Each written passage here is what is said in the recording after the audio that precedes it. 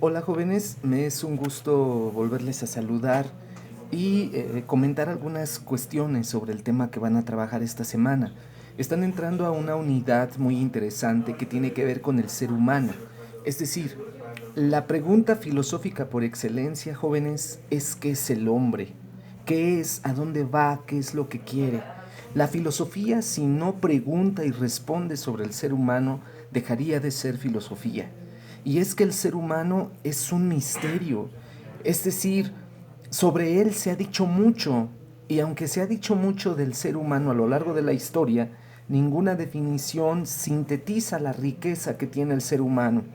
Nosotros en el curso analizamos que el ser humano es un ser de intencionalidades, inspirados en filósofos como Freud, como Brentano, pero sobre todo en Paul Ricoeur y Mauricio Beuchot, ¿no? Quien alude que la intencionalidad refiere un poco a lo que Freud decía sobre las pulsiones. Las pulsiones son energías internas que se expresan en la vida cotidiana y que dicen de lo que nosotros somos. Cuando se habla de que el ser humano es un ser de intencionalidades, refiere a que superamos estas ideas a priori de lo que es el ser humano.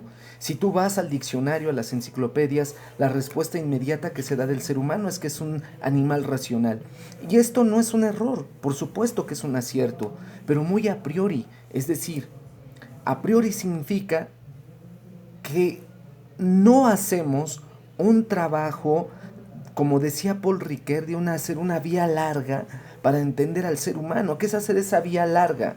Ah, ir a las expresiones culturales, sociales, políticas, religiosas, etcétera, donde el hombre ha expresado lo que él es. Es decir, el ser humano ha expresado lo que él es en el arte, en lo social, en la religión, en la política, etcétera, en la ciencia misma. De ahí nosotros nos podemos dar cuenta quién es el ser humano. Por eso refiero que el ser humano es un ser de intencionalidades, un núcleo de intencionalidades. Todo lo que ha hecho a lo largo de la historia refleja lo que él es. Entonces aquí la pregunta es, ¿quién eres tú? Es decir, ¿cómo expresas tu manera de ser en la vida cotidiana? En tu relación con los amigos, tu carácter, tu temperamento, el cómo te relacionas con ellos dice de ti. Tus ideales, tus esperanzas, tus sueños dicen de ti. Tu comportamiento, tus acciones en la relación contigo mismo, con los demás, con el mundo, dice de ti. En la elaboración de tus apuntes, en la elaboración de las actividades, dice de ti.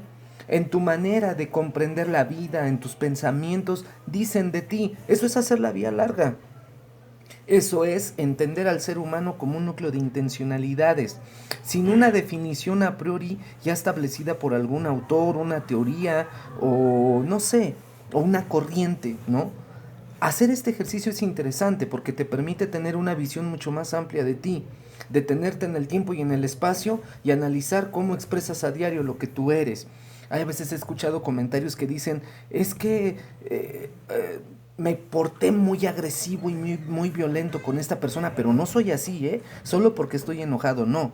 Por supuesto que sí eres así, porque estás expresando tu ser en un momento determinado de la vida.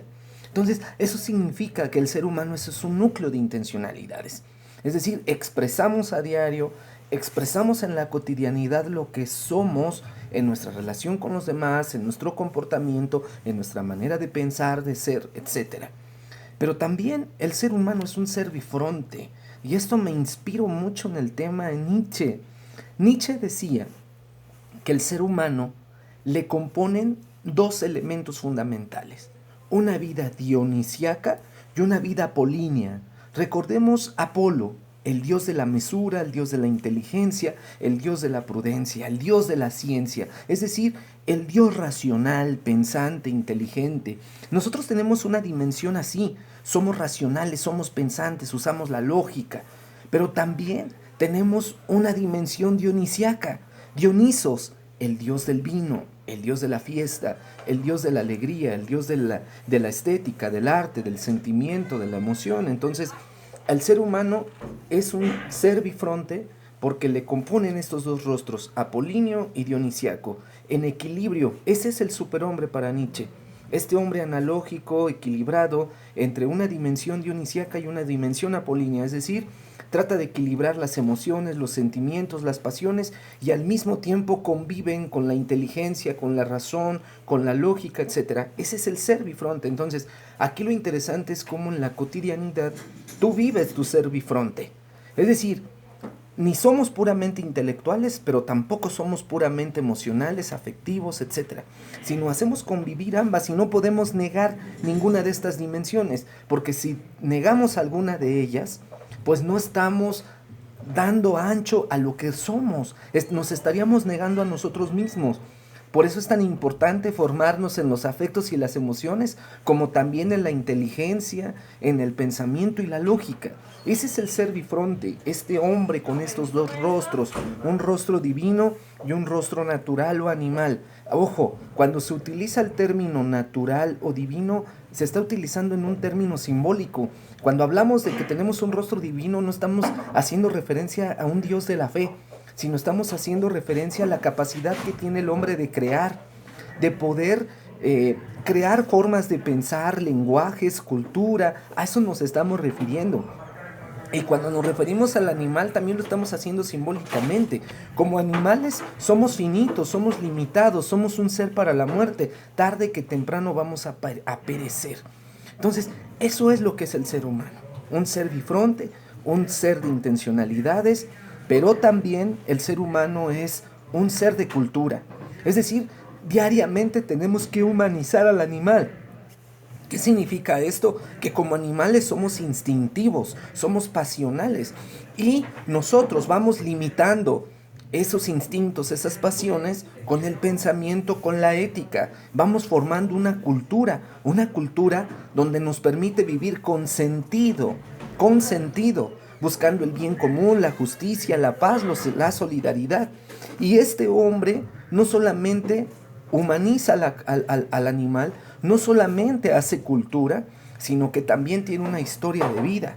Es decir, nosotros no podemos negar que tenemos toda una historicidad que nos acompaña, todas nuestras vivencias que vamos teniendo desde infantes en nuestra relación con nuestros padres, y que esa historia de vida marca nuestra forma de ser, nuestra manera de pensar, pero sobre todo nuestra manera de relacionarnos con los demás, y que como seres humanos impacta todas las ideologías que hay en el ámbito social, esas ideologías que pasan por los medios de comunicación, esas ideologías que nos hacen tener un imaginario de lo que somos, sobre todo en cuanto al género masculino y femenino. Muchas cosas de género, de lo que somos como masculinos y como femeninos, vienen por la cuestión cultural, vienen por la cuestión social. Es decir, desde niños nos etiquetan, niños azul, mujeres rosas. Niños como si fuera la fuerza, como si únicamente nos perteneciera la racionalidad y las mujeres los sentimientos, ¿no? Y ejemplo está, si un niño se llega a caer por un accidente, muchas veces el padre machista, la madre machista, porque también hay madres machistas, pueden decir, párate, ¿qué no eres hombre? Los hombres no lloran, solamente las mujeres. Fíjate, entonces desde niño se te está construyendo en una mentalidad machista, patriarcal. Entonces, ¿con qué imaginarios sociales tenemos que romper para poder ser felices, para poder ser más plenos? Pareciera que ser hombre y mujer solamente se sintetiza en un mero órgano reproductor y no es así.